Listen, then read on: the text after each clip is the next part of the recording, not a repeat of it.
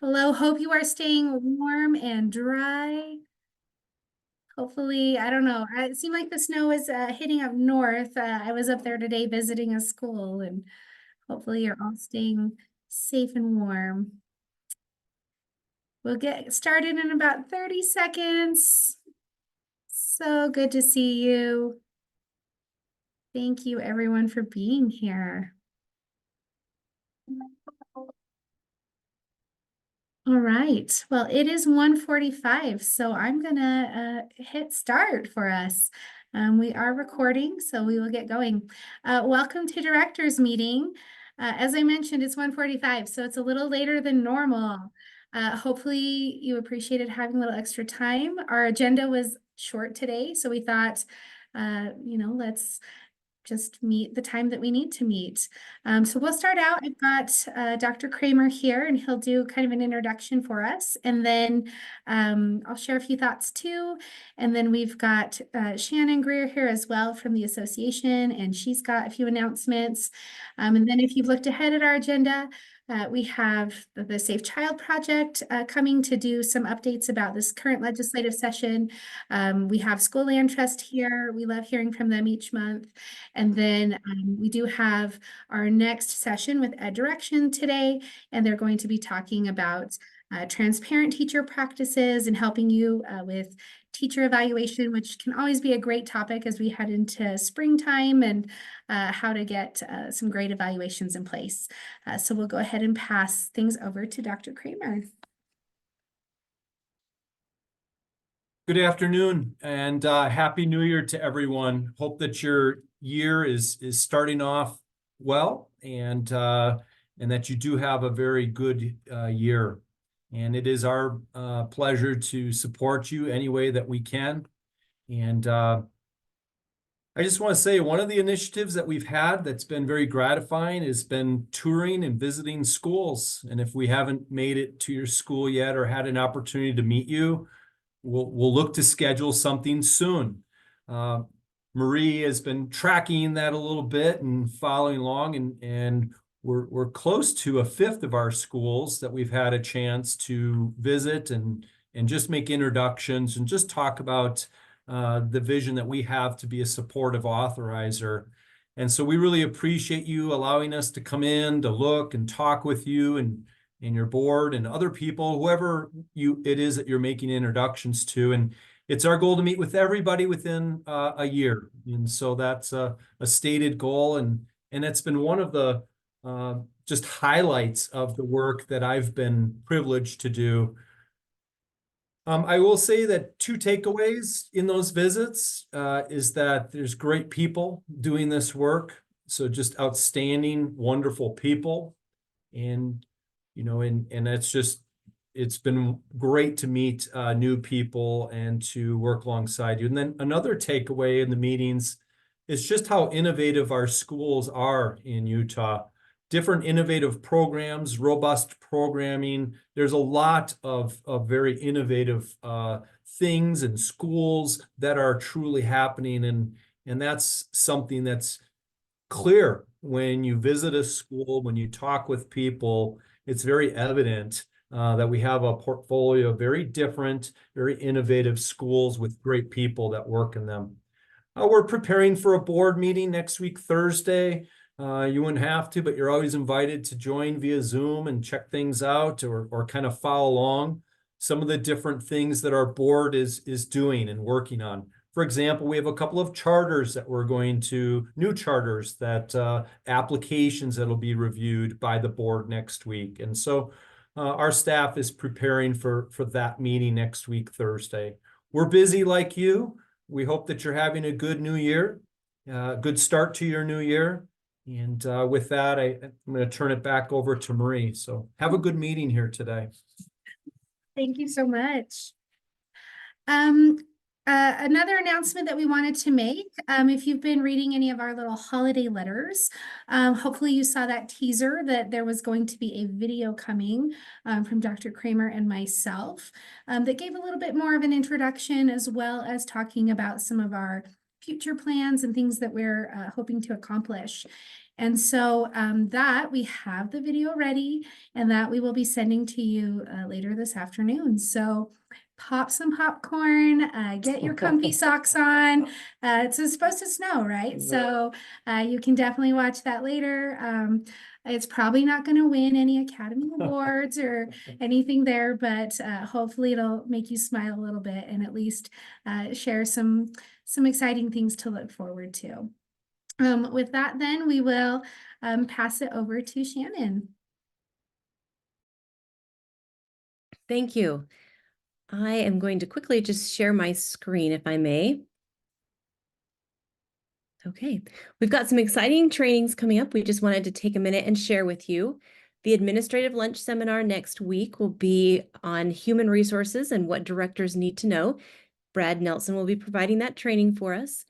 Then in conjunction with the training that we provided in December for you, we have a book study follow-up discussion with Allison Levine and Mary Lou Darrington out of Utah State University on the actionable feedback. And that book study begins at the end of the month. If you're interested in participating in that, in the group chat, I just sent a link to register for that. So if you'd like to do that, we'd love to have you join us. We're really excited to have them with us and to share their knowledge of providing feedback. Also, our spring ACES course begins at the end of the month. So if there's anybody in your building interested in moving into an administrative role, we would love to have them join us for this class.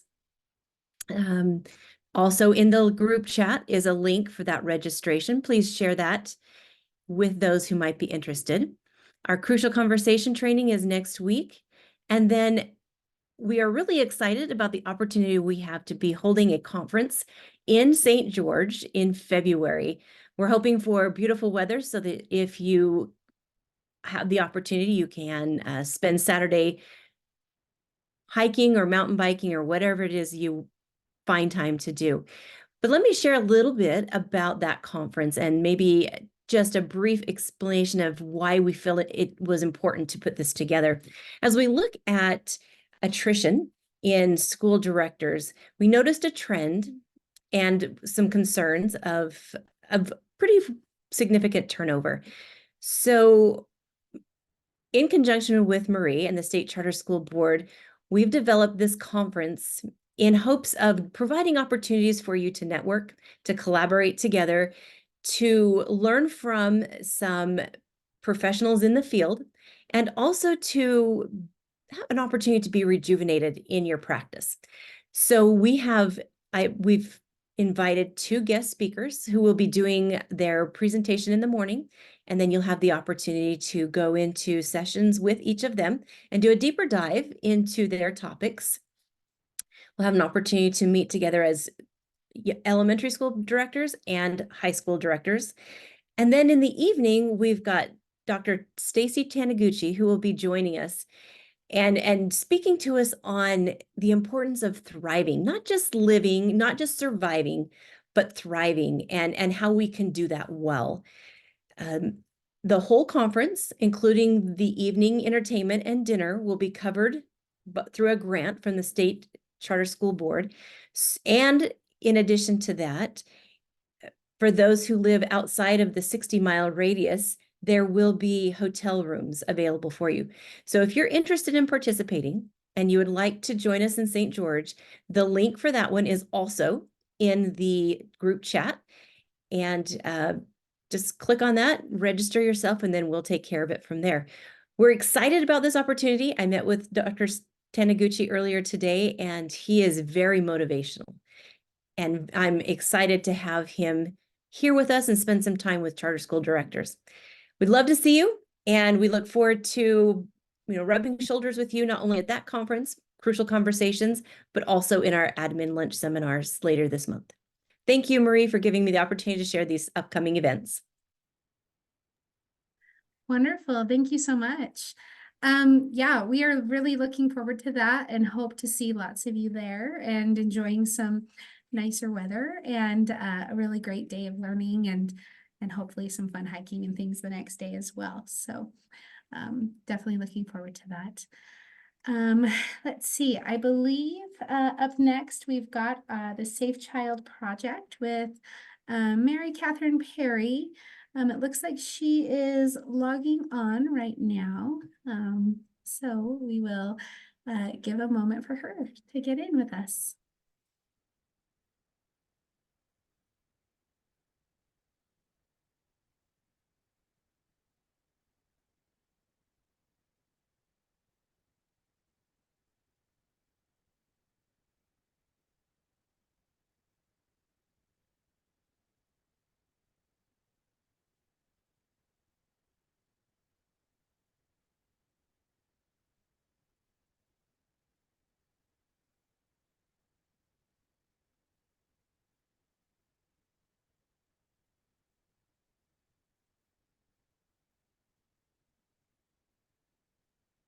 While we have a little break, I guess, hopefully she'll get right on. Maybe there's a technical difficulty there.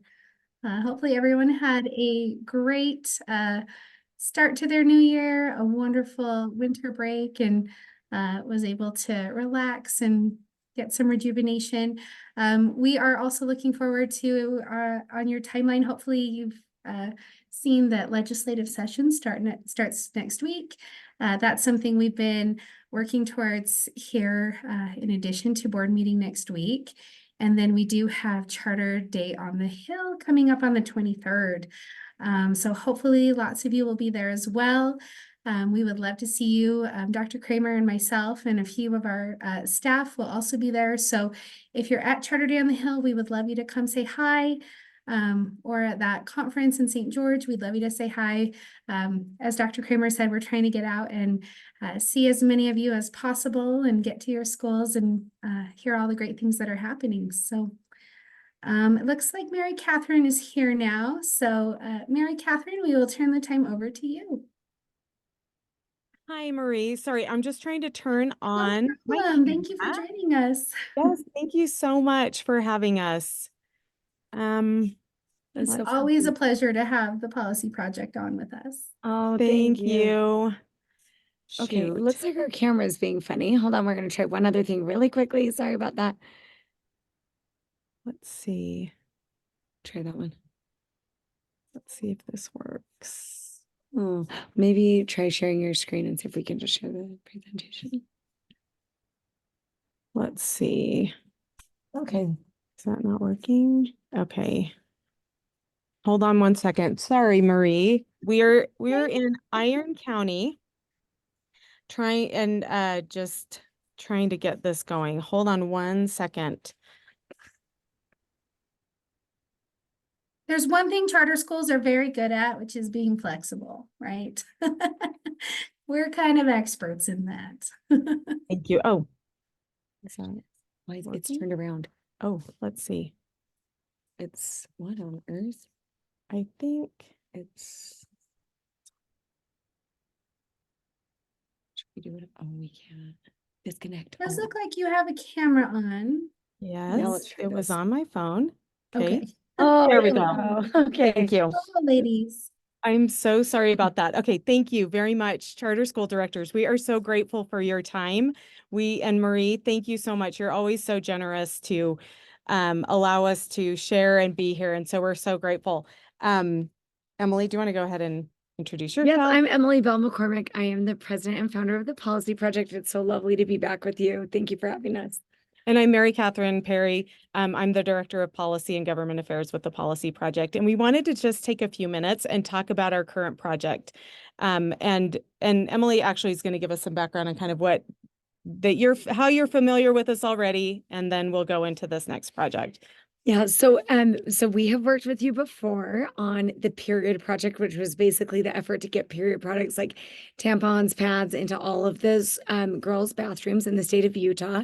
So thank you so much for your work on that. You were wonderful, and hopefully that's going well. If not, circle up with us after because we want to hear about it. We also worked with you this last year on teen centers. So teen centers were the effort to get resources into some of the schools in the state of Utah.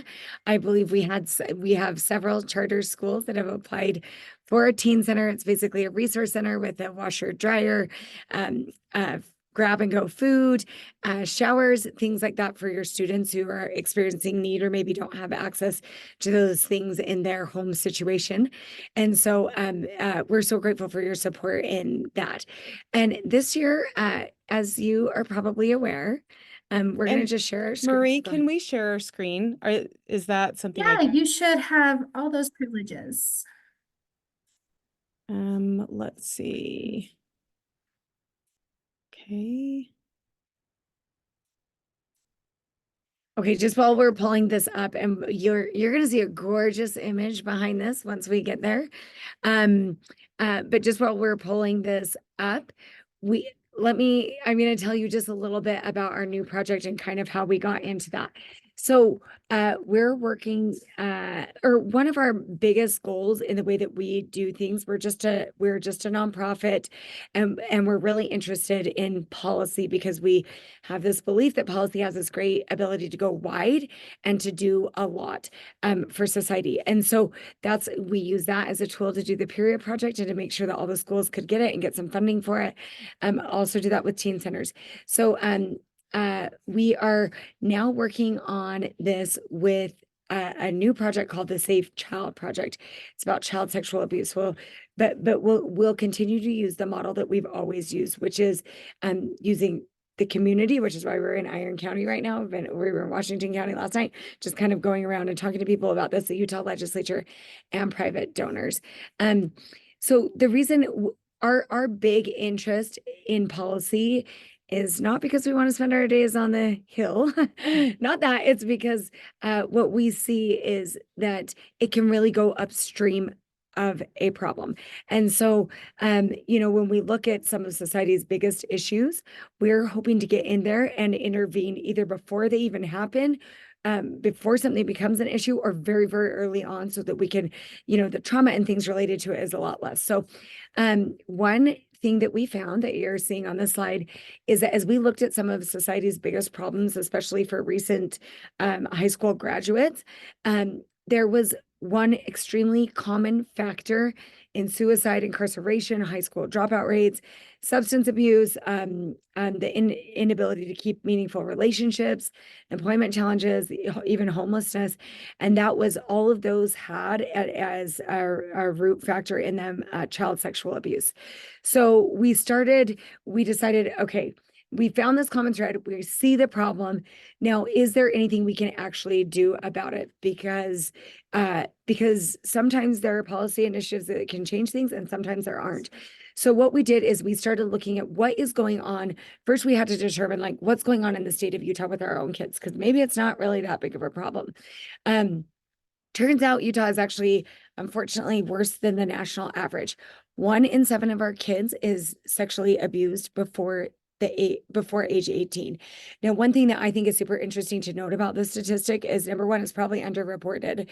But number two, that stat only includes physical touch. So abuse that is physical touch. So it does not include anything digital. That means movies, imagery, anything like that. So that number would be much, much higher if we were including that with kids.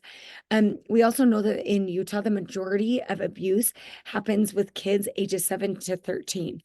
That's pretty young. That's first grade through 6th, 7th grade. So really elementary school ages is where the majority of abuse is happening.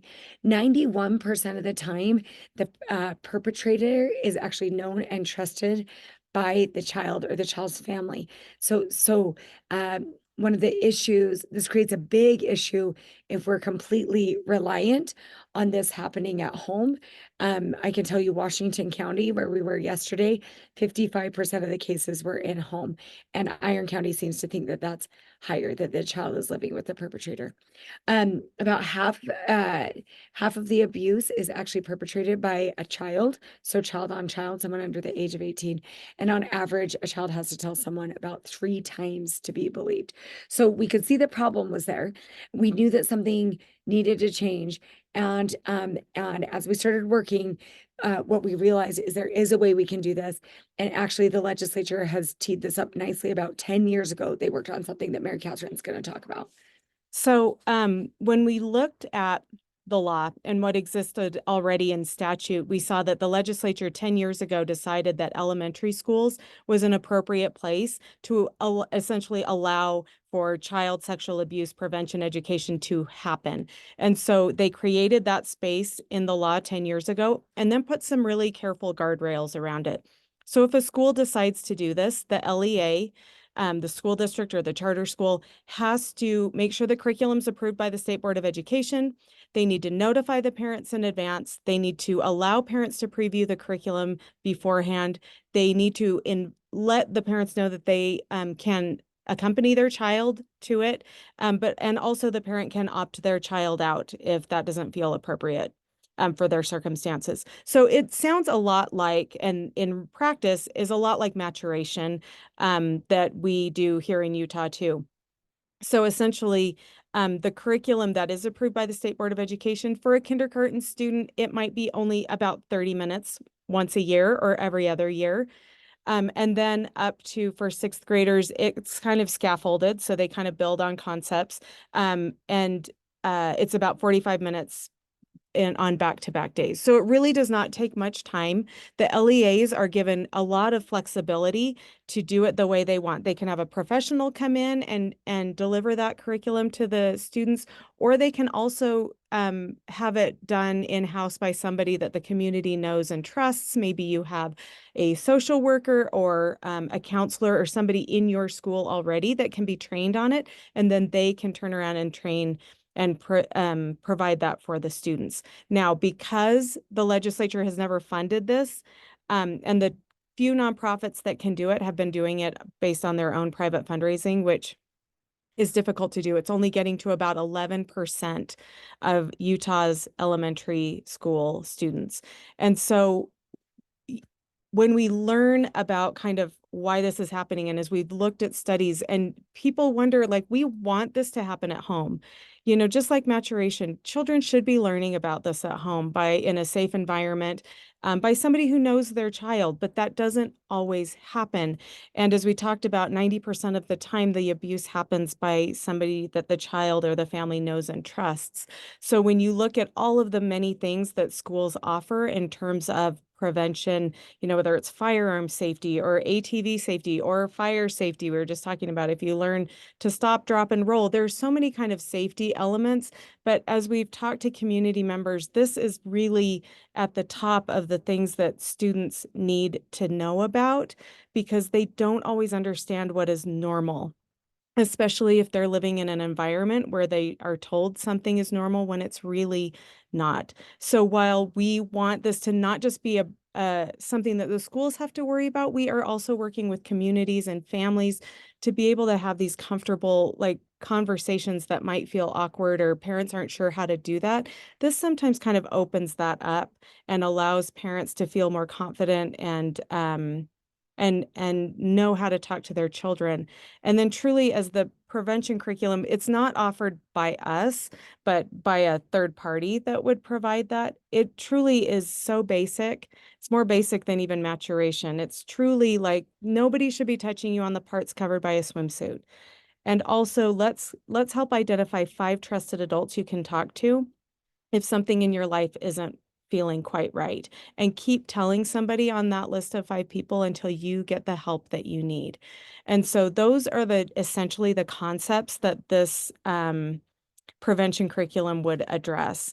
And so those are the things that we've talked about. We are very anxious to hear your feedback. We're going to be going to the legislature to get support on this in terms of funding, but also some statutory support to kind of help our schools not just have support from the legislature, but also in terms of funding. We do not want to layer on another responsibility onto schools without giving them the financial support they need for this as well.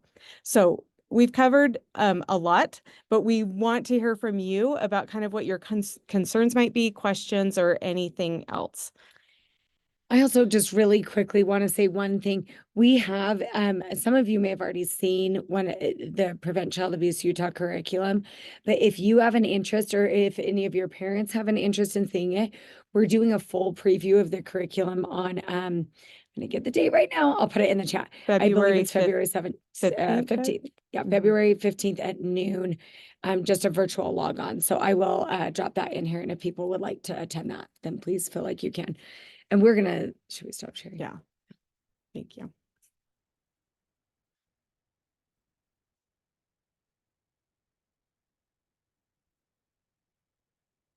So Marie, we're ready for any questions or questions that people have, and feel free to enter them in the chat or. Yeah, absolutely. So far there's just one comment in chat says, thank you for your efforts with this. Grateful for your support with getting period products as well. And just so our charter directors, just for kind of a expectation setting, we kind of planned about 10 more minutes here.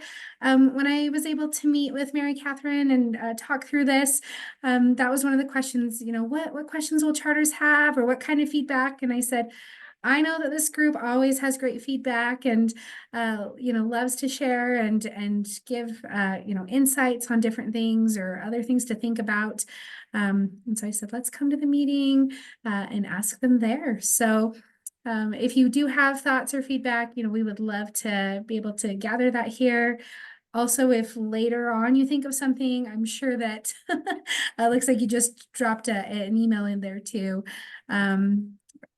You know, anytime that you have questions or comments, you can send them my way. I can get them to Mary Catherine, or you can send them directly to them as well. I had a quick question. How is like perception so far, or kind of how do you think it's going so far with Up on the Hill? With the, I know it hasn't started, but kind of as you've talked to different individuals. You know, we've talked to a lot of individuals off the Hill in anticipation of this as well. We just finished a lunch in Iron County with the Iron County prosecutors, with the children's justice centers, you know, communities that are truly boots on the ground in this, and they are so in favor of prevention efforts. They are dealing with so much on that back end of trauma and case reporting and things, but they believe that the prevention investment will help down the road with their efforts as well. Now, our legislature is amazing and varied and different and a lot of different things. And so a lot of our conversations have been really positive. But there are different, you know, opinions about things. And sometimes people hear the word sexual, even if it's in the framework of child sexual abuse prevention, and they just get, they have questions. And so we're going through it one-on-one and meeting with lots of legislators. We've met with House leadership and Senate leadership, and we're answering some of those questions, and reception's been good. What can we do to help, would you say? We always ask anybody who's supportive to write their legislators. That always helps, because I can guarantee there are lots of other people writing them as well. And as charter school directors, your voices are so important. People like you who deal with students day after day after day and see what's happening in our schools, your opinions are so valuable. Yeah, I would add on. I mean, I think, you know, anything as I know, Tyler, you know, and everyone on this call, because we all work with state funding and those kinds of things, it's a delicate dance, you know, with any issue that comes up. It was with periods, was with teen centers. It definitely is with this. I think Mary Catherine's right that the word sexual sometimes gets people nervous. And so this one takes a little bit longer to explain. Like, what we're talking about is prevention.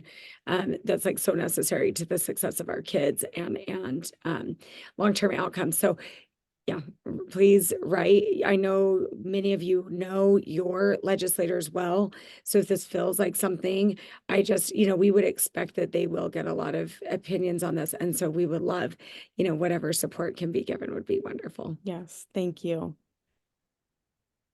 So I'm going to jump into this, Brett Wilson at Ames. So we just went through another meeting with a legislator talking about we all have to be neutral and we can't do anything that's not neutral. I had period products in my school for 6 years before that went through. And I was called all sorts of names, and people wouldn't come here because we were too liberal. and we've got to find a balance between what is real and what our patriarchal legislature wants to put in. And this makes sense. But it's a real challenge to do things like this when you're going to get everybody, not everybody, but you're going to get some real strong reactions. And they're already watching our libraries, watching what we do in curriculum and in classes to do. And we're caught in the middle with this. And I'm getting old enough and cranky enough. I either want to fight it and say what I shouldn't say or not fight it and not do it. And that's the problem. Yes, I think everybody has had those moments where you're like, oh, I'm just tired. I know that we have them too. Thank you for sharing that. On that same note, I just wanted to share that we were in Washington County yesterday meeting with some school board members for the public schools there. And one of the members, she said, you know, her husband was a county commissioner before that. She's been a school board member for, I can't remember, 6 years or so. And she said that she found out just recently that their cousin had been molesting his daughters, all growing up, molested these 3 girls. And she said that made it incredibly real for her.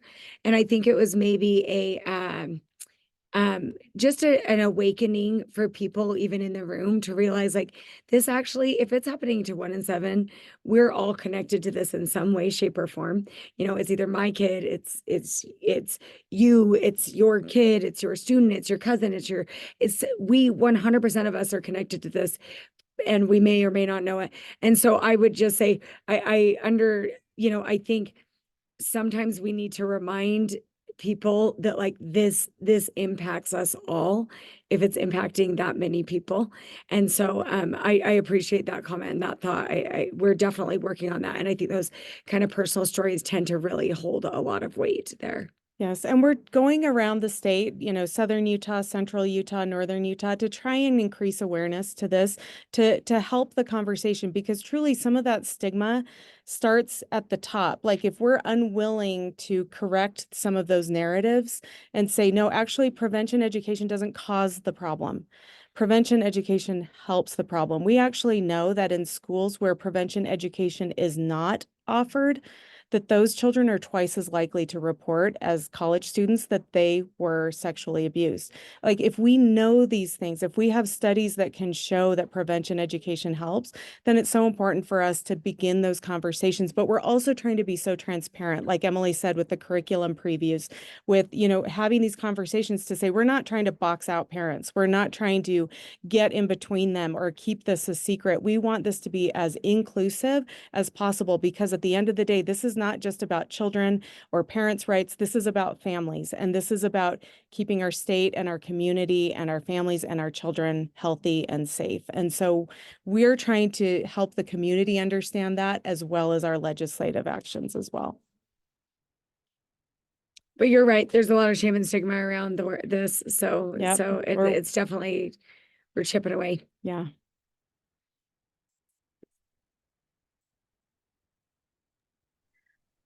I don't know if you saw in the chat box, there was a suggestion. What would happen if you called it child abuse prevention only? So maybe taking the word sexual out of it, would that help? Would that not help? Do you maybe want to speak to that?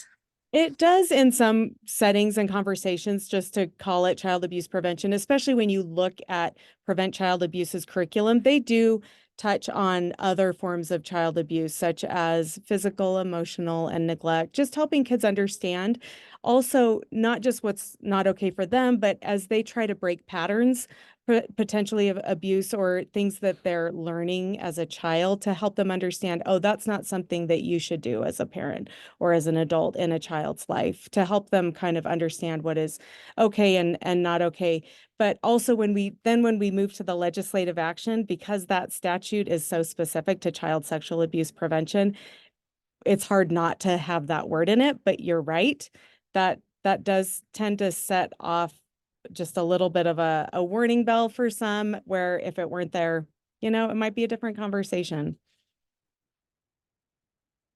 but thank you. Yeah.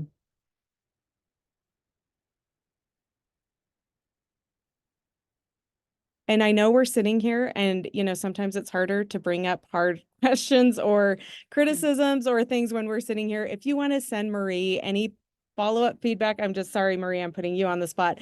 And then you, Marie, Happy to be on the spot and collect Sure. feedback for okay, you. good. We Always. love hard questions. We love hearing, you know, what abouts and things like that because it helps our communication and it helps our projects become better. So please feel free to follow up after and we'd love to hear any thoughts you have on this. I'd love a list of different people you think would be the ideal people to reach out to. Yes. So who are kind of the ones that sometimes with limited time, you know, if I'm sending an email to somebody who's already all on board. So the ones that are a little bit more sticky, Yeah, I mean, opinionated or whatever. I'll just say really quickly, you know, our House Education Standing Committee, our Senate Education Standing Committee, I'm happy to send those lists over to Marie if she wants to distribute those. Always leadership. You know, we find that there are a lot of legislators who want to do a reasonable and good thing, but they need that support. They need to feel supported by people as yourselves to kind of help push them over to make that vote to use their voice in a positive way. So, you know, I'm happy to send you some of those names. But thank you, Tyler, that I appreciate that.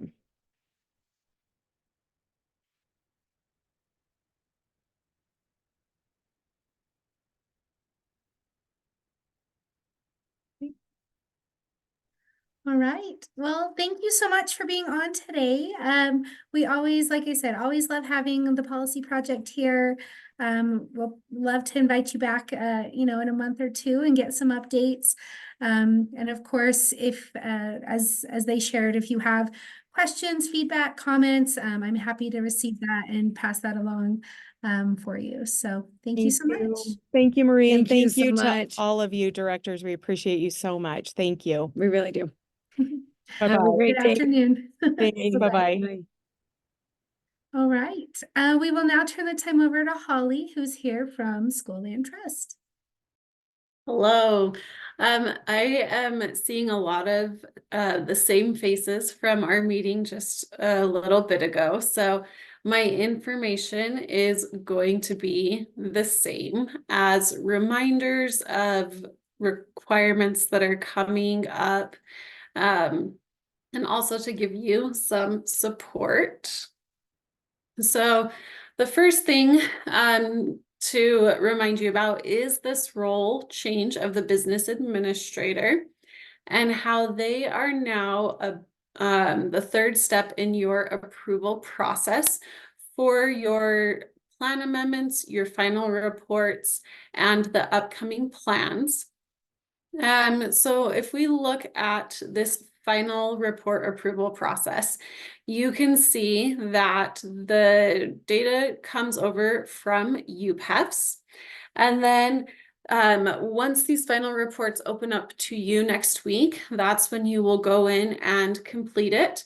And I said this earlier, but if you will try to please have your final reports completed and then your report to your governing board no later than February 22nd, that will give your business administrators a full week to go in and review the report to make sure that all of the financial data matches before it is due to us at this date on March 1st. And then this is the steps for your upcoming plan and any amendments. So now after you have taken it to the governing board, they've done their approval, that is where your business administrator will go in and do their approval. As they are doing that, please have some open lines of communication with them. They will need to put in a date when things were approved. And if they have any questions about it, they really need to know who to go and contact with that. So like I said, your final reports will be open on Monday. Please remember that as you are going through and completing these, the purpose of the final report is to clearly state how your school land trust funds were spent in the way that they supported the academic goals and student achievement. I did have said this many times. Please remember that there's no personal or student data allowed in these reports because they do become public record. And then our blue box here shows your new requirements as we are going through our school year. So the first is the final report. And then this little star I've added is the LEA assurance, which is a new piece. And then your upcoming plans. And as we get closer to the upcoming plan deadline, I will be providing more information in the meetings. But that is due to the state with all of the levels of approval on April 1st. So with the LEA assurance reminders, this is basically assuring that all of the requirements for the school land trust program have been met. We've asked that this be completed after your final reports. When you have your approval for your upcoming plan from the governing board, before the state takes a look at those upcoming plans. And so some of the things that this is assuring is that the Charter Trust Land Council type has been identified, that the required website postings are on your school website. So if we went through and did a compliance review on your website in the fall, we may be going back and doing a spot check to make sure that that website is now in compliance before we start looking at your upcoming plans. The LEA assurance also assures that training has been provided for the different parties that are involved in the program, and that the final report has been completed, submitted, and approved by all of the different levels. And then it also assures that when the Charter Trust Land Council creates and approves the upcoming plan, they will need to, that they sign a signature sheet. And this is just assuring that each council member was involved in implementing the current school year plan and then helping to develop the upcoming plan. So when it comes down to who fills out this LEA assurance, we only need one assurance per LEA. So we've asked that as directors, you will complete the assurance if there is a single school within your LEA. And if there is an LEA that has multiple satellites, the director will only complete one assurance for the entire LEA and all of the satellites within that. Reminder where you should be on your timeline.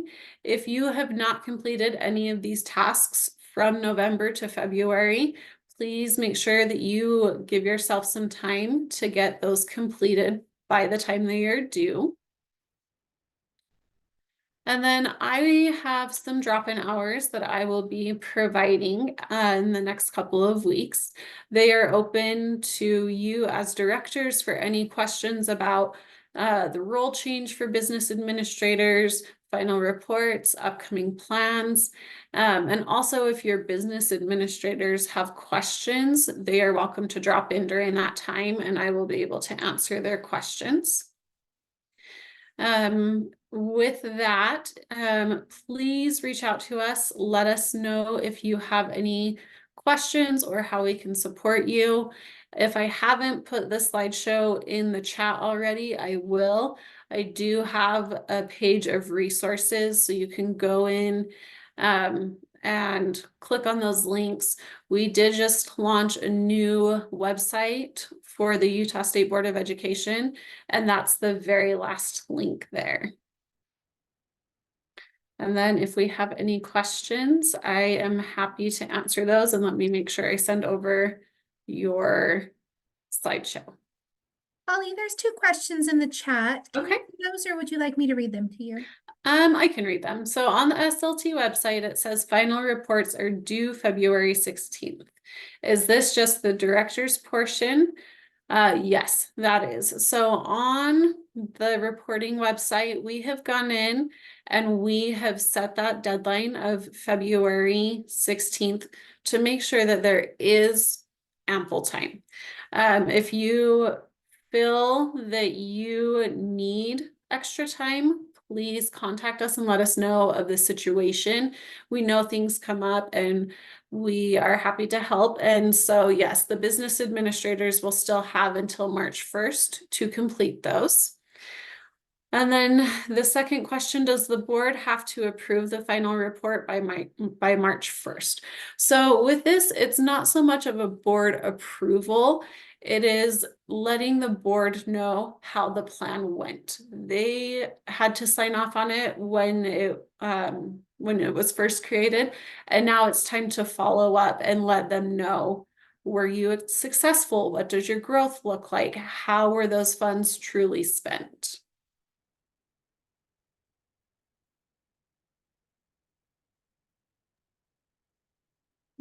Okay. Wonderful. Thank you, Holly. We Yeah. always appreciate having updates from the school land trust team. So thank you for making time for us. Yes, you're welcome. Thank you.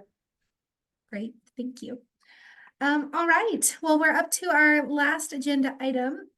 So we have Katie Hurst here from Direction, and it's our next in the series of implementing transparent teacher practices. So we will turn the time over to her.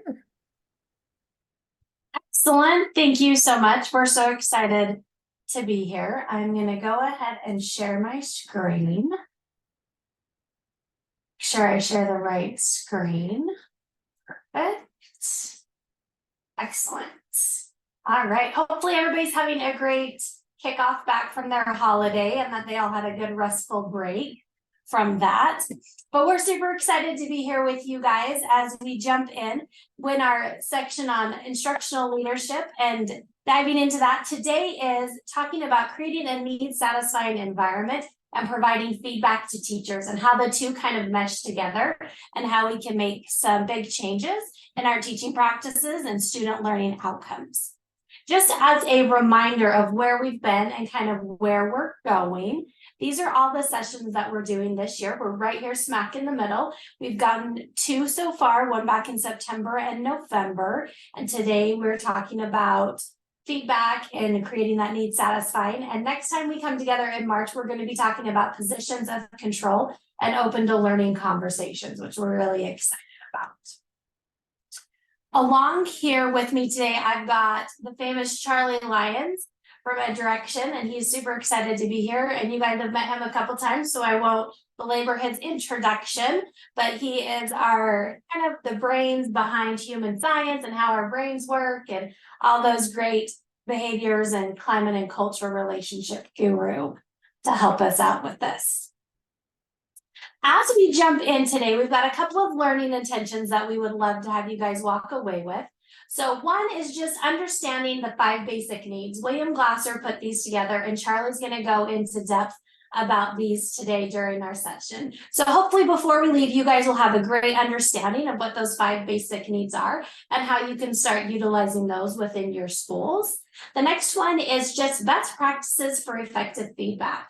We know that we give our teachers feedback a lot, and we want to make sure we give them the most effective feedback possible. So hopefully we can give you some tips and tricks and some ideas and best practices for how you guys can improve feedback to teachers to help push that learning a little bit further. And then our last learning intentions is just gaining an understanding for how we can combine these two, how we can use basic needs to inform our practices around providing effective feedback to teacher and bringing it all together in the end.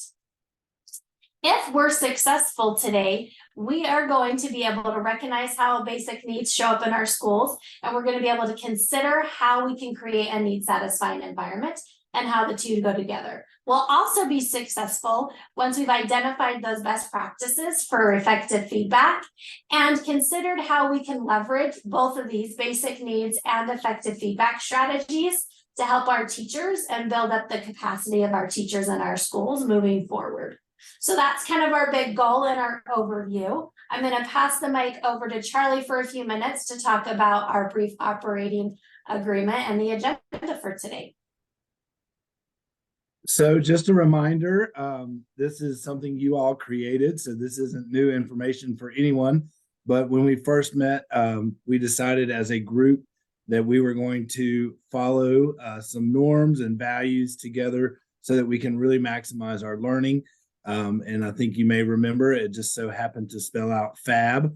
So let's not all forget that we're trying hard to be fabulous here as a group, which stands for focusing on the learning and just keeping our time together this hour, really focusing on the learning together, actively participating. We actually have a learning guide you're going to hear a little bit more about. So you'll have an opportunity to participate in the learning guide as we go through the learning, but also welcome to come off mute or drop some notes in the chat. However is best for you to participate. We just ask and know that you guys kind of identified actively participating as an important value as we learn together. And then being present and open. I enjoyed the conversation that we were eavesdropping on the first 30 minutes of this meeting. And then you guys were having some very excellent open conversation about some pretty interesting topics. So I enjoyed hearing that conversation. If you want to continue that being present and open as we learn together, that will be great. So Katie went over the kind of learning targets and the success criteria. We're going to pretty evenly divide these topics up, just talking a little bit about why feedback's even important, why that's a critical part of our job. And then again, how human motivation and human engagement relates to that feedback. And then hopefully you guys can walk away with some real tangible understanding of some of the ways to make sure that we're giving and providing those that we're leading effective feedback. So 15, 15, and 30 ought to be about the way we divide things up to make sure everybody gets out in a timely manner. So back to you, Katie.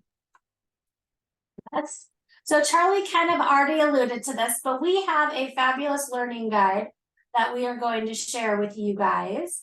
I'm going to put a link into the chat. My screen might change a little bit as I try to find it. Operating on these, I have it right here. There we go. So we've got this fabulous learning guide, and it's going to walk you through everything that we're presenting on today. And the idea behind this is that you guys are then going to be able to go back, reference any of the information that we give you, walk through any of these activities that we'll provide with you, and utilize those with your teams, your school leadership team, your teachers, or whoever. So today you can just sit back, kind of absorb. We'd love to hear your comments, your feedback throughout, but also know that you've got this great learning guide that you guys can reference after the fact and come back to the learning so that you've got that. And I'm going to put that into the chat right now so you have access to that. And we'll keep coming back to that as we move on. So super excited about that. I'm going to go back to our slide deck. Are we still seeing our screen? Steve, I see you. Okay, great. Just making sure I didn't mess it up when I switched the screens back and forth, because you never know, I might do that. All right, so as we go through this is your table of contents in your learning guide. We're going to pull it up. We'll reference it back and forth, but we're going to take a minute and we're going to dive into the importance of feedback. And we're super excited about this. And feedback, we know, is a really tough thing to have, right? It's super important, but it's also really tough. So to kick off our learning, we are going to watch a little bit of this fabulous TED Talk. I'm going to stop sharing my screen for 1 second. I'm going to reshare it so that I can share the sound. All right, so I'm going to hit play. Hopefully you guys will hear the sound. If you don't, let me know. We're going to kick it off with this for just a minute.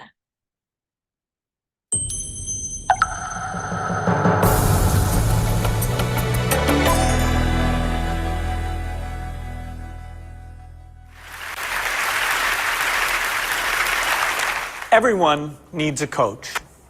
It doesn't matter whether you're a basketball player, a tennis player, a gymnast, or a bridge player. My bridge coach, Sharon Osberg, says there are more pictures of the back of her head than anyone else's in the world.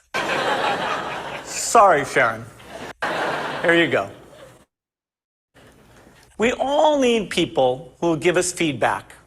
That's how we improve. Unfortunately, there's one group of people who get almost no systematic feedback to help them do their jobs better. And these people have one of the most important jobs in the world. I'm talking about teachers. When Melinda and I learned how little useful feedback most teachers get, we were blown away. Until recently, over 98% of teachers just got one word of feedback: satisfactory. If all my bridge coach ever told me was that I was satisfactory, I would have no hope of ever getting better.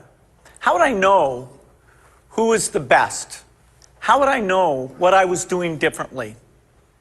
Today, districts are revamping the way they evaluate teachers, but we still give them almost no feedback that actually helps them improve their practice. Our teachers deserve better. The system we have today isn't fair to them. It's not fair to students, and it's putting America's global leadership at risk. So today I want to talk about how we can help all teachers get the tools for improvement they want and deserve. Let's start by asking, who's doing well? Well, unfortunately, there's no international ranking tables for teacher feedback systems. So I looked at the countries whose students perform well academically and looked at what they're doing to help their teachers improve. Consider the rankings for reading proficiency. The US isn't number one. We're not even in the top 10. We're tied for 15th with Iceland and Poland. Now, out of all the places that do better than the US in reading, how many of them have a formal system for helping teachers improve? 11 out of 14. The US is tied for 15th in reading, but we're 23rd in science and 31st in math. So there's really only one area where we're near the top, and that's in failing to give our teachers the help they need to develop their skills. Let's look at the best academic performer, the province of Shanghai, China. Now they rank #1 across the board in reading, math, and science. And one of the keys to Shanghai's incredible success is the way they help teachers keep improving. They make sure that younger teachers get a chance to watch master teachers at work. They have weekly study groups where teachers get together and talk about what's working. They even require each teacher to observe and give feedback to their colleagues. You might ask, why is a system like this so important? It's because there's so much variation in the teaching profession. Some teachers are far more effective than others. In fact, there are teachers throughout the country who are helping their students make extraordinary gains. If today's average teacher could become as good as those teachers, our students would be blowing away the rest of the world. So we need a system that helps all our teachers be as good as the best. What would that system look like? Well, to find out, our foundation has been working with 3,000 teachers in districts across the country on a project called Measures of Effective Teaching. We had observers watch videos of teachers in the classroom and rate how they did on a range of practices. For example, did they ask their students challenging questions? Did they find multiple ways to explain an idea? We also had students fill out surveys with questions like, does your teacher know when the class understands a lesson? Do you learn to correct your mistakes? And what we found is very exciting. First, the teachers who did well on these observations had far better student outcomes. So it tells us we're asking the right questions. And second, teachers in the program told us that these videos and these surveys from the students were very helpful diagnostic tools because they pointed to specific places where they can improve. All right, I'm gonna pause this there.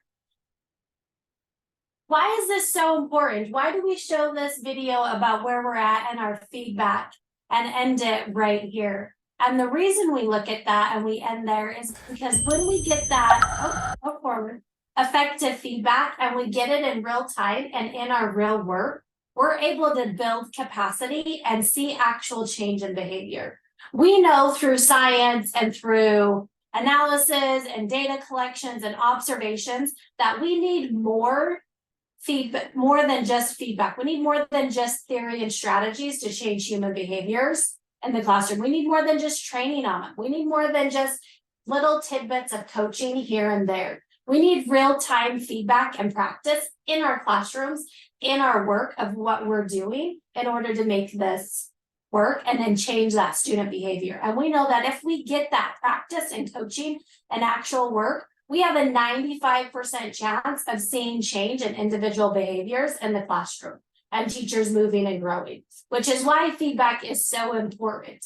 But if we don't have a safe learning environment, then with our teachers, the feedback's less likely to take place. If I were to ask all of you to think of a time you received feedback, anytime, think of that memory and what feedback you got. Was it a time where you got positive feedback or was it a time you got negative feedback? Constructive feedback. Was it a positive experience or was it a negative experience that was scary? Most of the time, the first experience that we think of is one that probably was not a great experience. The first experience I think about when I think about time I got feedback from one of my school leaders was when I was teaching 6th grade in a middle school here in Canyon School District. I had a class of 42 students, so it was a larger class. It was a Title I school, and I had quite a few homeless shelters that fed in and out of our school. And I also had a behavior unit in there. And my principal came in and it was for my mid-year evaluative observation. And I had 2 behavior students in my classrooms, and they both just kind of lost it during my lesson. And like the whole class, it crashed and burned. I had a student get up and start cussing at other students. I had a student not willing to give up his cell phone and put it away and engage in the lesson. And my administrator sat in the back and just watched the whole show crash and burn. And afterwards, he came up to me, and the feedback that I got was, how could I better prepare myself to avoid these experiences with my students? And it was all feedback about what I did wrong as an instructor and how I didn't teach my students anything in that lesson because it just crashed and burned, right? And so that is my biggest feedback, is how do I prepare better so that I don't end up with a crash and burn site with my administrator in my classroom.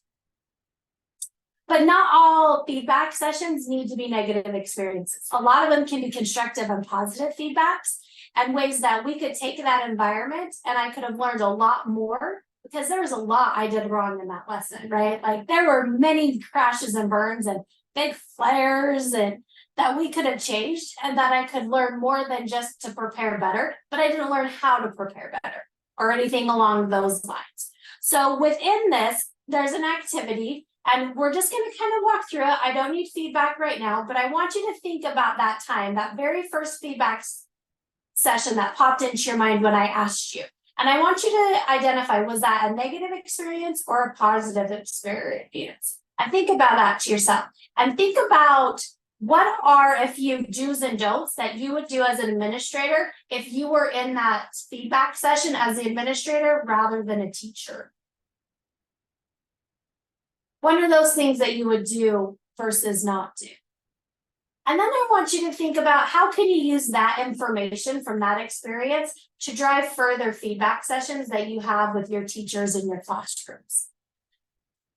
This experience and this activity is right here in our learning guide. If you jump down to page 2, it's right here. You can walk through it. You can go back to it, do it on your own, do it at other times. We hope that you will, but it's right there for you to kind of go back. But just think about those experiences. And you can also utilize that to help create a safe environment in your class, or not in your classrooms, in your schools, so that you can have a safe learning environment to provide that good feedback. I also didn't have a great relationship with my administrator. I saw him twice a year. He was in, he was out, and those were the only times I really got feedback from him.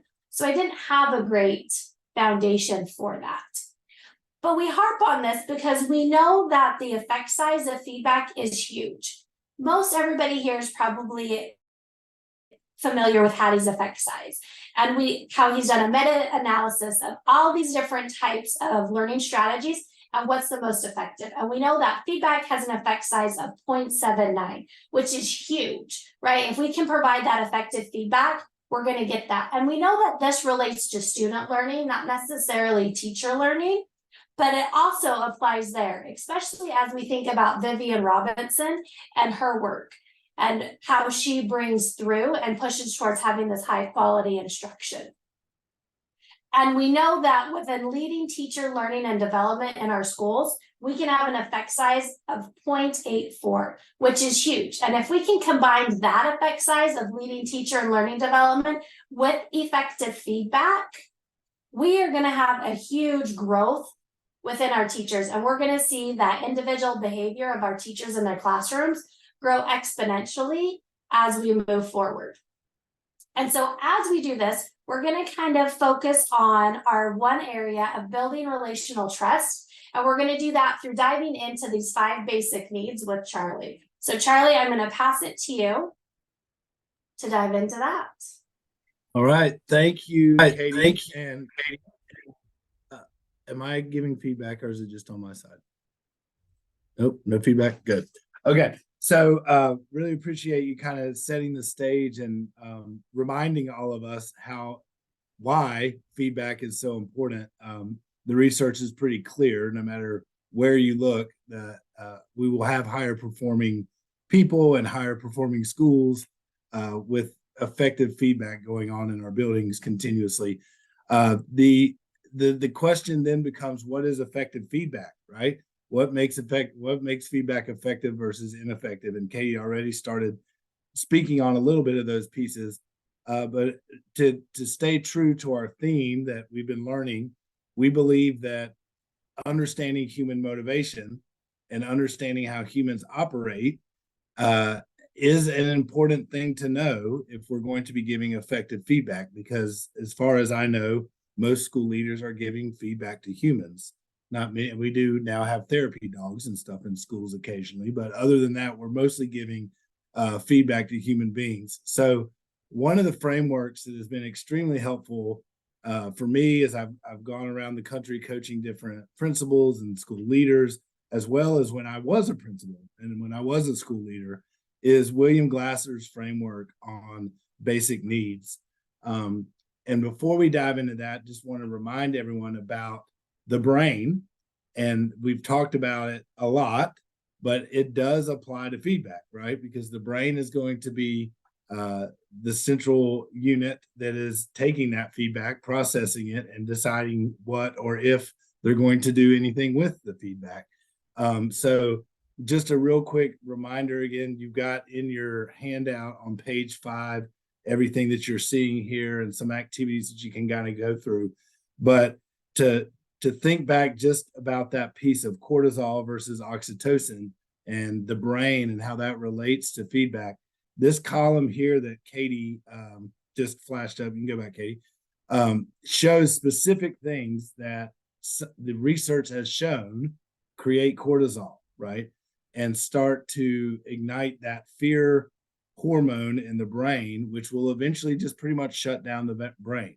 Eventually, if enough of that cortisol fires, if you remember from our previous sessions, the amygdala will actually hijack and shut down the rest of the brain. And of course, there's really no need at that point to be offering anybody any feedback if they're completely shut down, not listening, not hearing any of the feedback that you're providing. This is actually from research on conversational intelligence, where they actually hooked up high-tech machines to the brain so that they could see those neurochemicals firing and where they were firing, depending on what kind of behaviors people giving feedback were exhibiting. And we learned, as we are judging people, as we are dictating things to people and telling them this is the way it is, my way or the highway, as we're criticizing people, as we're punishing people, withholding information from people. One of my colleague or one of my supervisors used to always love withholding information from me, and she thought that was a great way to give me feedback, was to make sure I knew that I didn't know everything. All of these kind of stimulate that cortisol, right? And kind of get us to that point where we're not really even able to listen to anything that's being provided. The opposite's obviously oxytocin. We want to get the oxytocin if we position ourselves when giving feedback more into that facilitator role. We're really kind of facilitating the conversation.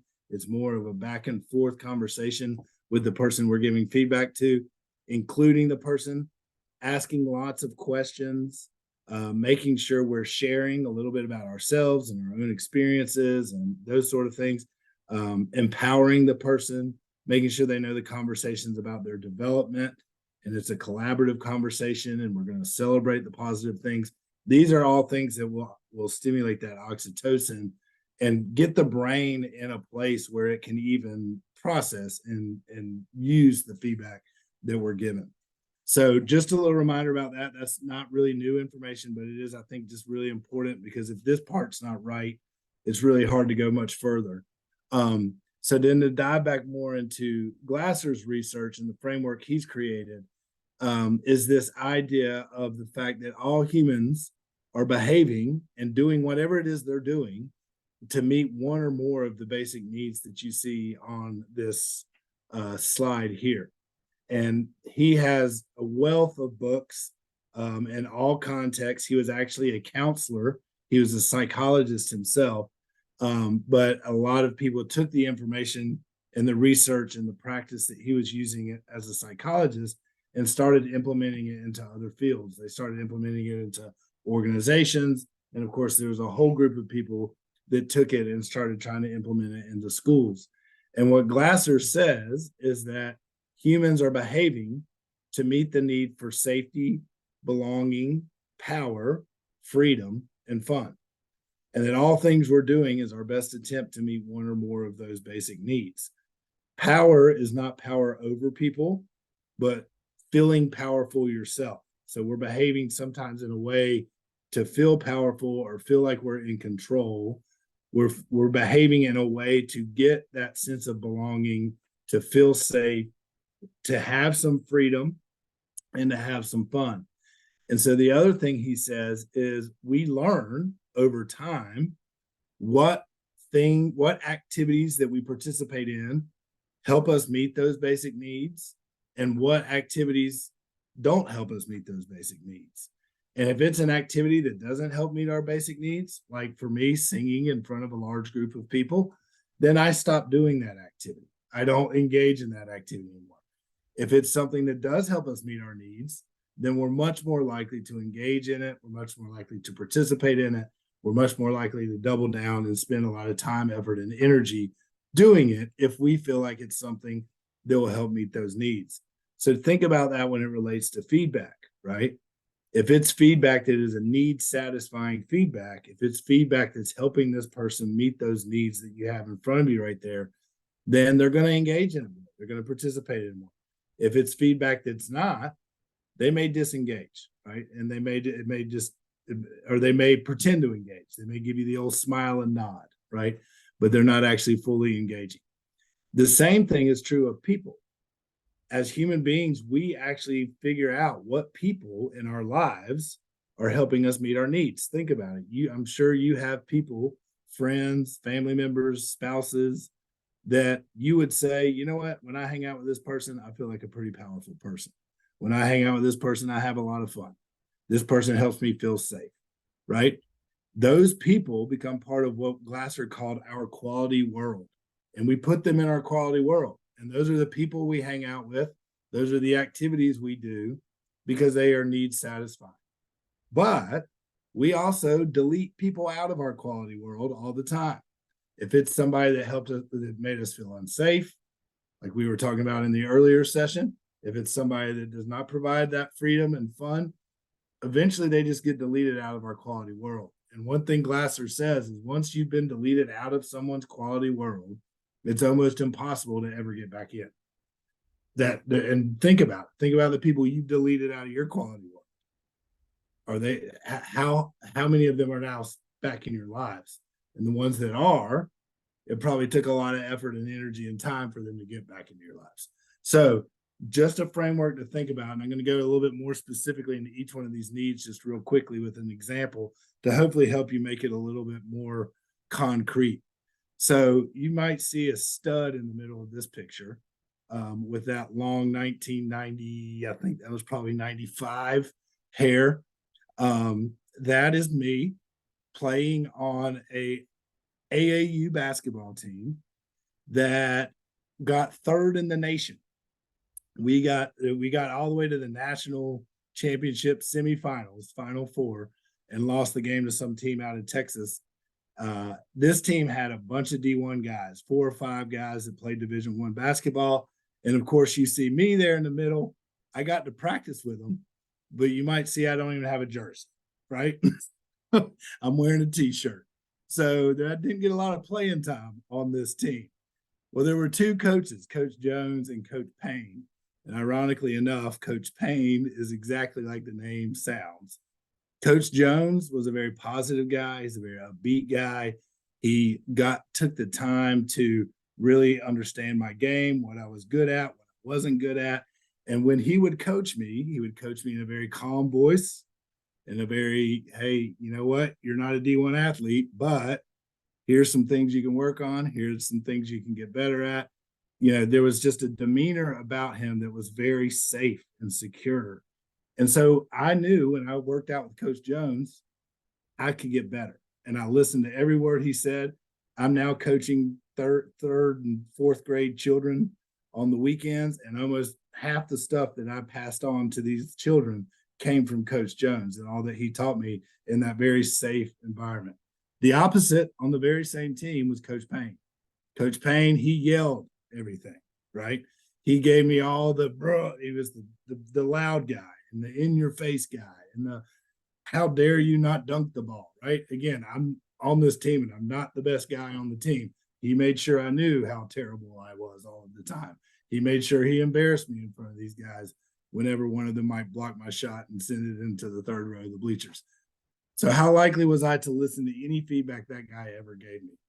How likely have I been to pass on any information that he's ever gave me as a coach? I can't tell you one thing that Coach Payne taught me about anything. We ran some sort of offensive scheme for all day, every day for months. I can't tell you one thing about that offensive scheme that we ran when Coach Payne was coaching.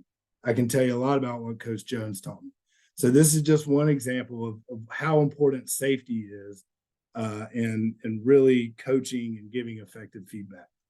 Next example is belonging. I'm working with a principal at Fairview Elementary School in North Carolina, and he inherited the 3rd lowest performing school in the state of North Carolina.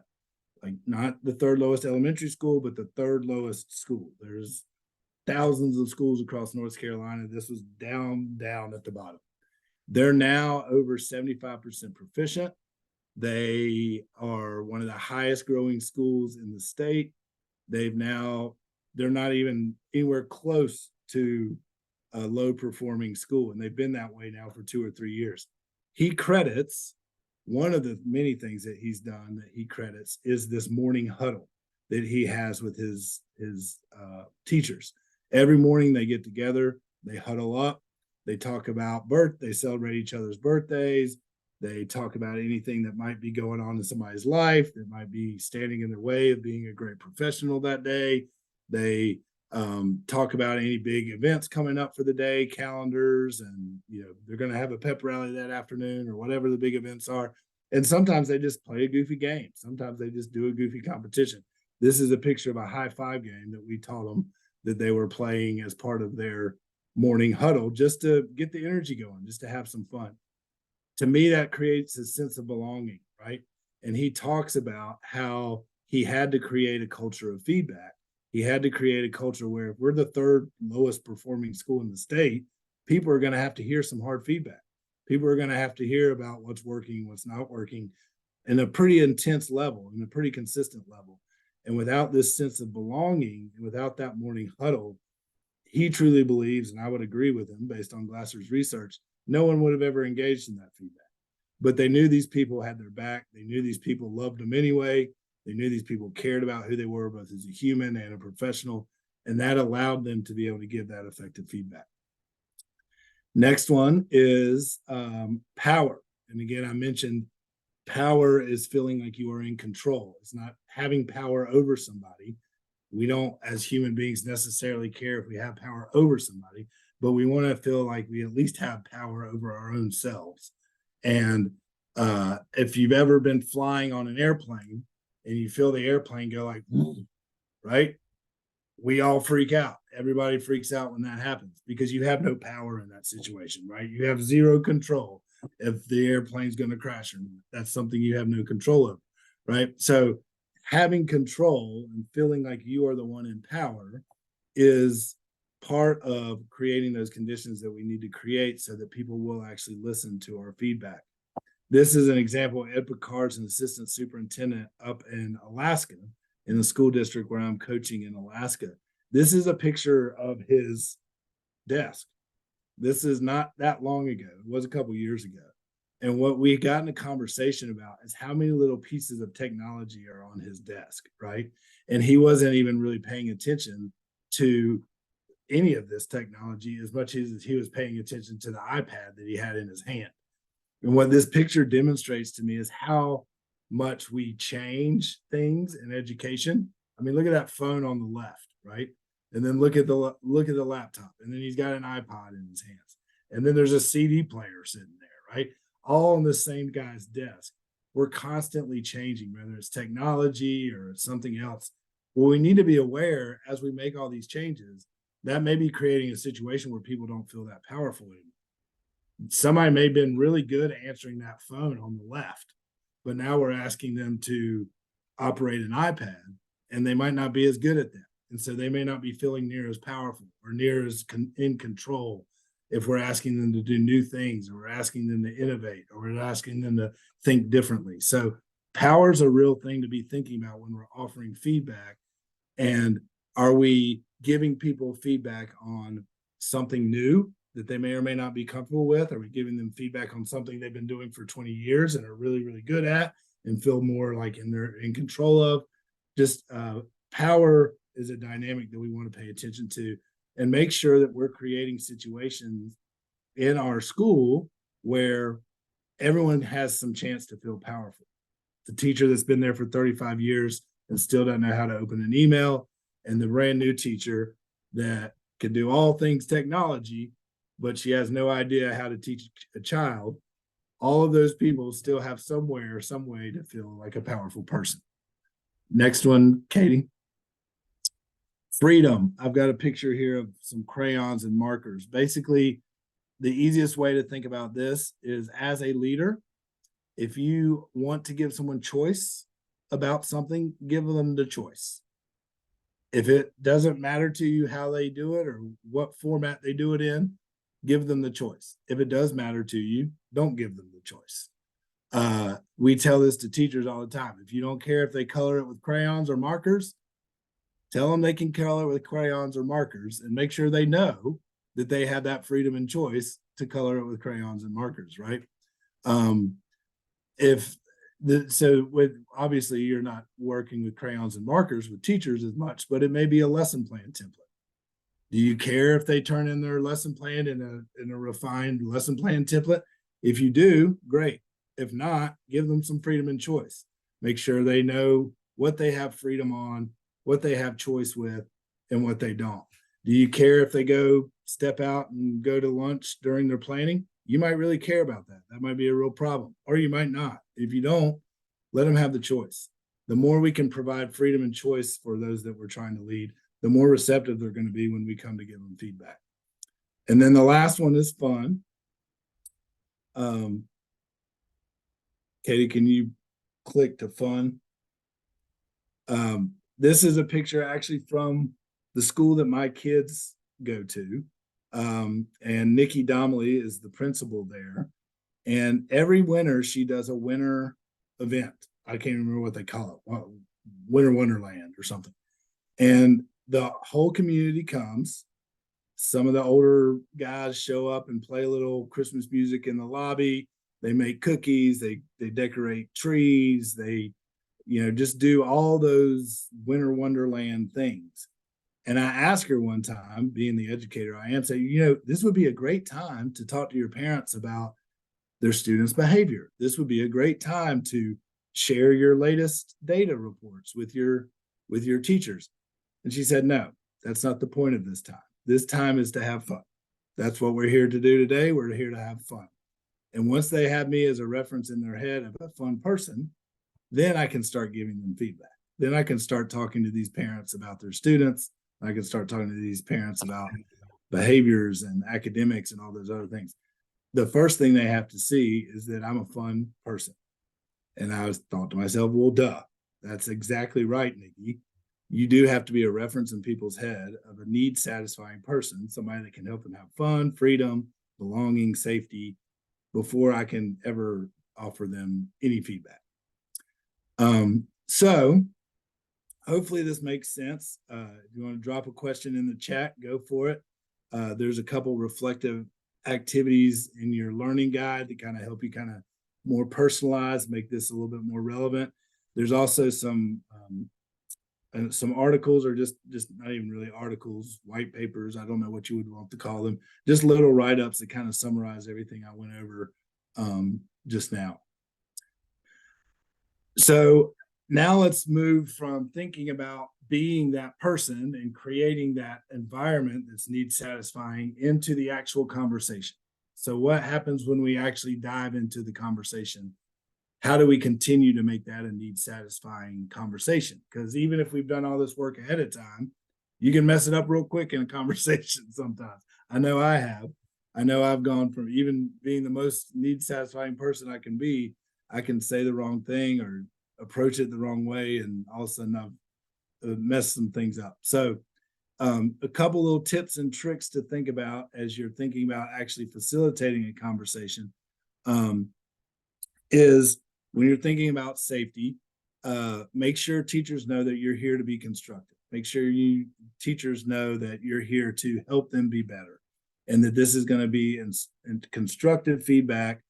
It's not just trying to tear anybody down. I know sometimes people can be very annoying, and I know that I want to sometimes tear people down, but that's not what feedback's about, right? It's about helping people be better, making sure they feel safe enough and know that that's the whole objective of the feedback is improvement. Also, just consider your position of power. That's a mistake I often made early in my leadership career, is forgetting that I was the principal, and that my job, or this person's job, kind of depended on the evaluation I gave. I forgot that sometimes, and I thought, why are they taking all my feedback so serious? Why are they so worried about what I'm telling them? Well, you're the person that hired them. So that's that. Knowing your position of power in the conversation is important to pay attention to. And then, like we talked about earlier, just anything you can do to avoid that fear hormone and that cortisol drip, the better. Belonging, a couple things to think about. And again, you guys probably are well aware of this, but just a reminder, the more you're building that relationship with them as a human, even outside of whatever you're giving them feedback on, the more they feel like this person knows me, this person cares about me, the better. Used to have a mentor of mine always say, make sure you know every staff member's dog's name. And I think what they meant by that is, know who their kids are, know who their dogs are, know what they care about, what they're passionate about, and start the conversation with something about that, right? If the person coaches basketball on the weekends, start the conversation about how the basketball game went. If their mom's sick, start the conversation asking them how their mom's sick, right? We know those things, again, we've proven those things start to stimulate that oxytocin, start to get that energy moving towards the front. And it seems like a simple thing to know the dog's name, but it's critical. It's really important. And then again, looking at that list that we talked about earlier and looking what other ways can I really get that oxytocin going from the beginning of the conversation before I even dive deep into the feedback. What else can I do to ask or celebrate or whatever to get that oxytocin flowing? Some couple of tips on the power.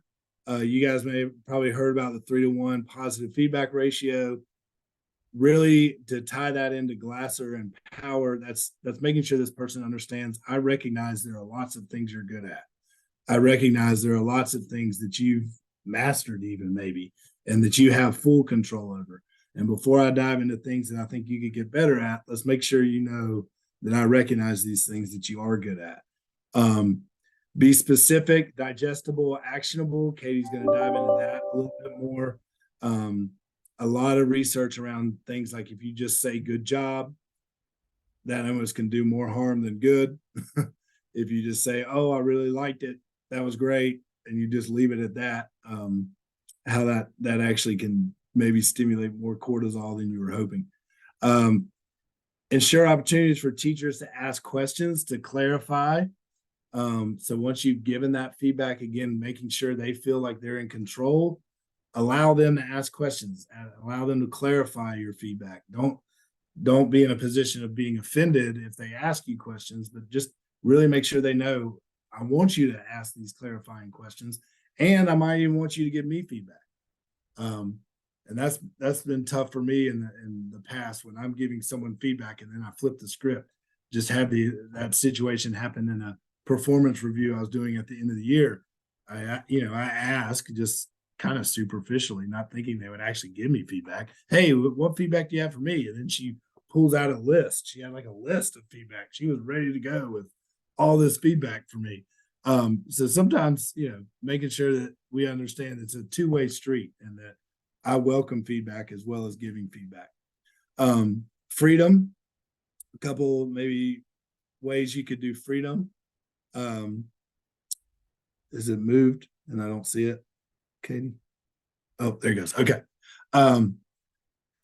Base the feedback around their own goals. I know we do a lot of goal setting with teachers and a lot of front loading that work to make sure everybody agrees on the goals that they have for growth for the year.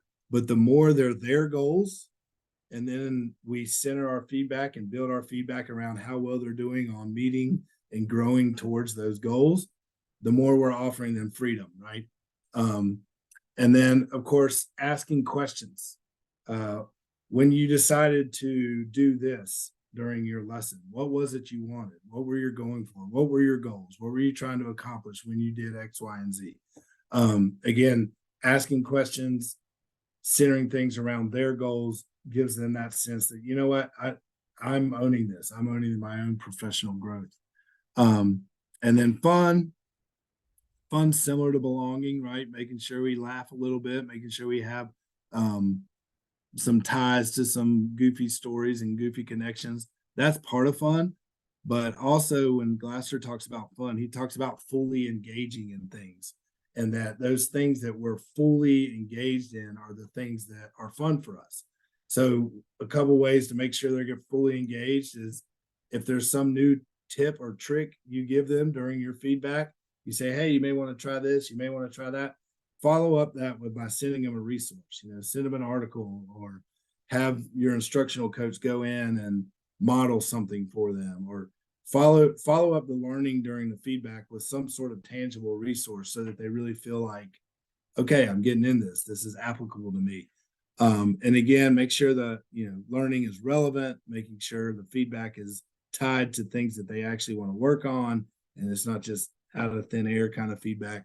These are ways to make sure that they're fully engaged in the feedback. And really, once we're fully engaged in something, that's what fun is, right? That's the definition of fun. So talking a lot, but hopefully this gives you some things to think about. And again, referencing back to the learning guide for some additional kind of just reflection and thinking and processing. And I'm going to turn it back to Katie. Thank you, sir. All right, we're going to push us on and tie this back to what we've talked about. We've been linking back to Vivian Robinson's student-centered leadership, and that we've got these leadership capabilities we're always working towards and these leadership dimensions.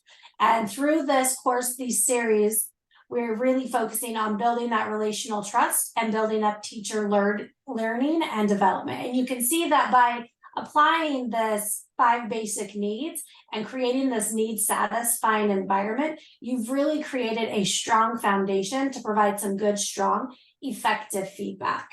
If you remember in our last session, we talked a lot about planning classroom visits, and we talked about how we need to be really intentional when we're planning classroom visits, and how we need to plan out the logistics beforehand, and that we have to be very specific, because as school leaders, you guys have 1,000,001 things on your plates, and you do not have enough time to do it all.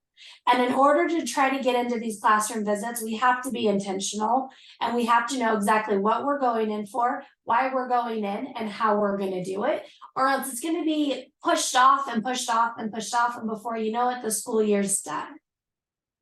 Along with talking about intentionality and the logistics of planning those classroom visits, we talked a lot about planning our feedback delivery, right? Is this going to be a sticky note? Is it a quick little note of a positive that they did that you want to leave, or is it a quick wondering that they did?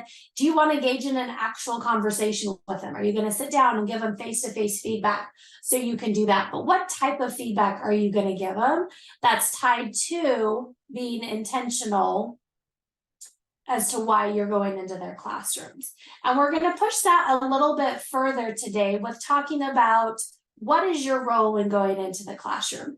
As school leaders, there's 2 main roles in which you guys can play when you go into classrooms. You can be a constructive role where you're going in and giving them ways to learn and to grow and supporting them, completely formative assessment types, or we can take on that evaluative role where we're actually collecting this data, where we're going to give them a review on their performance, and that's going in their legit file or of sorts, right? As school leaders, this is really hard because almost everything you do is going to take a role or play a role into the evaluation at the end of the year.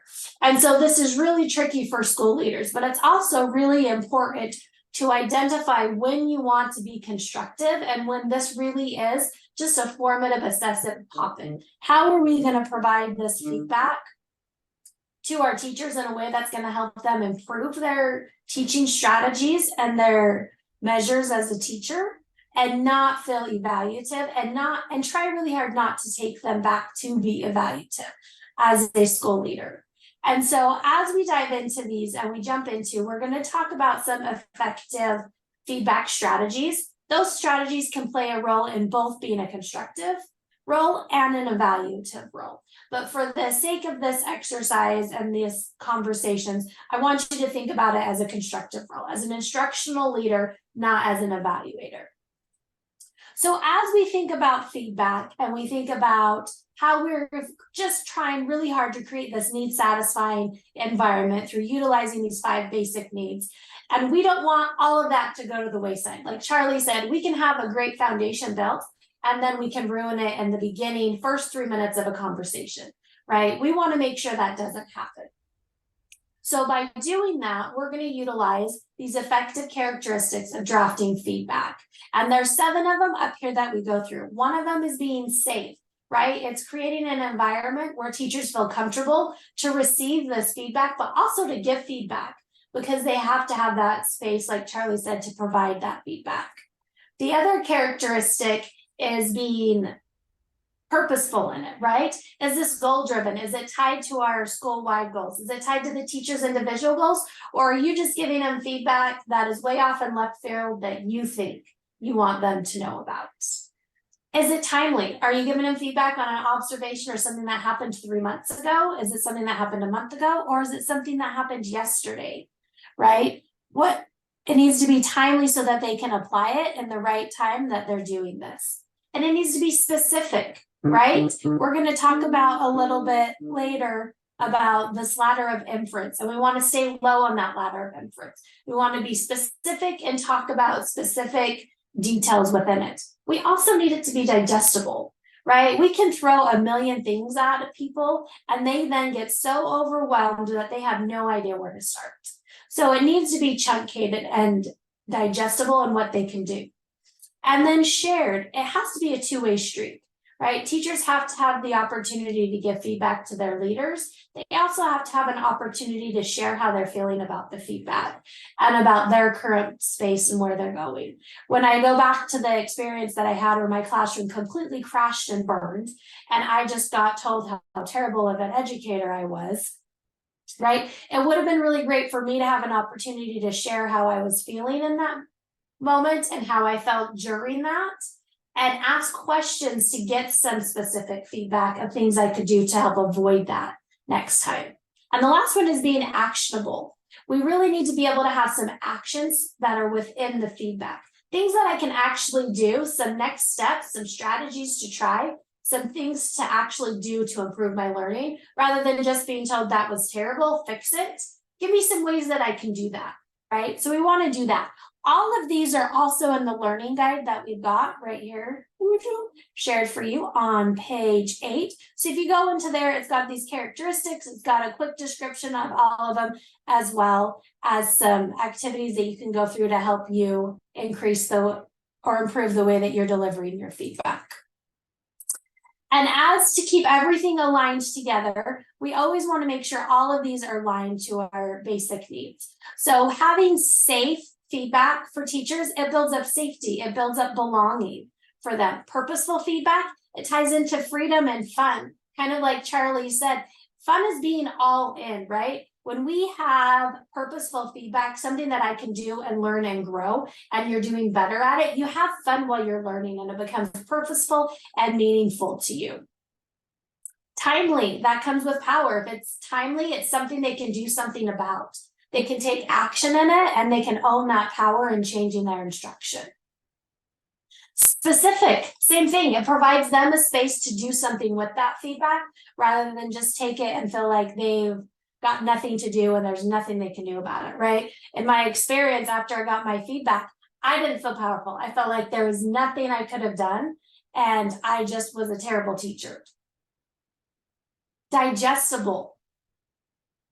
Overflowing with feedback doesn't help us. We get overwhelmed. So keep it chunkated so that we have the power to make those actions and to move forward. And having shared feedback, having that opportunity to have that two-way conversation, it helps us feel safe. It helps us with belonging and it helps us feel powerful that we have a way to do that. And our last characteristic, actionable. And of course that links to power because we have the power to do something about the feedback and with the feedback that we just received. Within that, we are getting really close to running out of time. We're 3 minutes and we've got a little bit more to go through. So I'm going to skip a couple of slides, but just know that it is all in our learning guide that you can go back to and reference. We're going to talk a little bit about VAGE. This is just a fun little snippet from Jerry Seinfeld, who talks about a time when he was in school and he submitted an essay, and the feedback that he got back from his teacher was, "This is vague." And so he responded with one word, "unclear." And they've been going back and forth ever since for years and years and years with one word, hazy, muddy, ambiguous, cloudy, right? Which is kind of fun, but did he really learn anything with that vague feedback? And so we want to make sure that our feedback is very evidence-based. It is specific and it's based on the observations we took, right? Rather than saying, "Hey, that was a great lesson." Tell them what went really well, right? What data did you observe that went really well? The last time I saw it was in your classroom. You provided 3 opportunities for students to respond in 10 minutes. This time I observed 12 opportunities to respond. They know then exactly what they did. That was fantastic, right? So be very specific and almost black and white when you're providing this feedback. And that kind of plays into this ladder of inference. Some of you may have already heard about this ladder of inference. If you want to dive into a little bit more detail, on page 12 of our learning guide here, it dives into a little bit more details about it that you can go into. But in a nutshell, the ladder of inference is being very specific and ground level. Step 1 is selecting the data. Stated, we had 3 girls that were actively engaged in your classroom this time. I saw 7 kids reading their book with tracking it with their fingers, right? Rather than saying your kiddos are actively engaged, tell them exactly what that actively is engaged. Using that data to do it. So you're going to paraphrase it and then state what's happening, right? Within there. And so you're staying really low on this ladder. As you take the steps up, then you start to think about, well, why is that happening? What's happening with those kids who are engaged, and what are we going to do next? And we don't want to go up here to this top. We want to stay low on that ladder of inference when we're providing this feedback. So that helps it be digestible, helps it be actionable, helps it be specific and purposeful for our teachers as we do that. So with our next steps, and this activity is also in our learning guide, I want you just to think about what is something you learned today, maybe something that surprised you, or maybe something you want to know more about. And we would love to hear what those are. And I'm going to put our emails in the chat. Actually, Charlie, will you put our emails in the chat so they can share those if they want to? 2, what is one concrete takeaway from today's lesson that you want to remember? Think about that and then go back to the learning guide, learn more about it, or be willing to reach out to us, and we're happy to share more information about that. And then what priorities from feedback, this feedback session, are you going to implement into your leadership abilities? And how am I going to make sure my teachers get consistent feedback and high quality feedback? Again, this activity is in the learning guide on page 13, so you guys can go to that and kind of engage in that reflection when you have a little bit more time within that. But remember, everything comes back to increasing and changing individual behaviors within our classrooms and within our schools. And by creating a need-satisfying classroom through these 5 basic needs and providing those effective feedback, we are going to have a 95% chance of seeing those behaviors change and improve our student learning, which is what we're all here for, is for our students and for them to learn and to grow. As always, we're always happy to share more information, chat more offline, so reach out. Marie also has our contact information, so please feel free to reach back. And we will be excited to come back, and we're going to talk about positions of control theory and open to learning conversations on our next visit. And of course, we always want your feedback, so if you would take a minute while Marie closes this out, I'm going to leave this up here for you to share some feedback about our session. We would love to hear it. All right, sorry I kind of snowblowed us the last little bit, but it works because in Utah we've got the storm warning, so I'm just, mirroring our weather. I was gonna say, are you blowing the storm in? Oh no. Oh, well, Katie and Charlie, thank you so much for a great session today. We appreciate that. As she said, here's the feedback QR code, so please scan that. We always love getting that feedback and being able to share that with our presenters and going over that together. For everyone else, that's the end of our meeting. Hope you have a great afternoon, and we will see you next month, or at Charter Day on the Hill, or at the admin conference that's coming up in February. So have a great afternoon, everyone.